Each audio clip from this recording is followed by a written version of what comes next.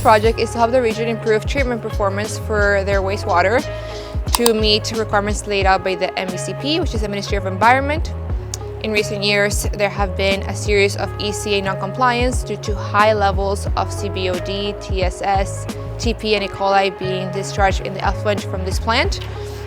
And so they're not able to meet currently provincial and federal requirements. In order to be able to help them get back into compliance, we're installing a new secondary treatment, which is an mbbr tank. It's going to replace their current treatment, which is the RBCs.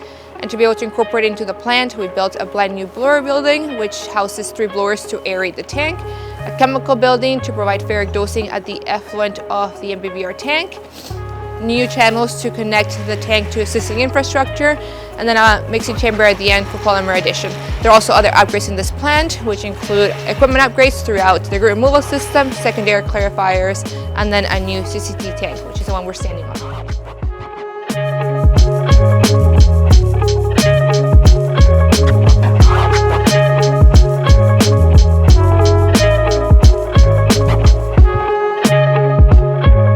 In the long term, this secondary treatment process and method is going to be great for the Niagara region because it requires little to no maintenance. So once it's up and running, theoretically you won't have to do any real maintenance to it for that lifespan, except for maybe some preventative maintenance with the blowers and that. Efficiency-wise, just as an area, percentage-wise, the existing RBCs, not including influent channels and the effluent channels and that, take up about 1,700 square meters. As comparison, the mbbr only takes up about 1,000 square meters. So from a from a layout perspective, it takes up a lot less space. So the biofilm carriers, or the media, comes in a couple different sizes in that. Ours are more kind of tubular. The mbbr technology was chosen during the design phase, at which point we had little involvement in, but given the benefits of an mbbr, I assume this was chosen due to its efficiency, its flexibility, and its low maintenance. Its efficiency because it's able to treat the wastewater through this little media carriers, which are tiny little plastic carriers that live within the tank, and microorganisms grow in this media to be able to treat the organic pollutants and contaminants that are in that. So it's just making sure everyone's on the same plan and has the same criteria and target dates for critical tasks.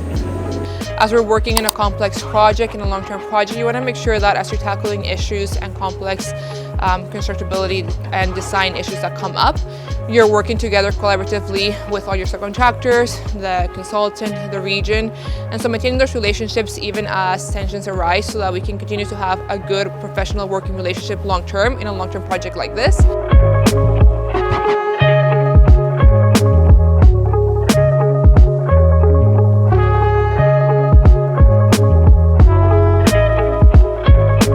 I think everyone's on the same page with it being new technology and only a handful of them here in Canada. It's great to be part of the team, and it's going to be quite the accomplishment for everybody from Maple and the consultants and the region to have one. What excites me the most, I think, is seeing this mbbr tank and this entire new upgrade commissioned and functioning for the region. I think every key milestone that we've hit so far in this project has been exciting, but I think finally seeing that be fully online and being able to meet those requirements laid out by provincial and federal regulations is going to be huge.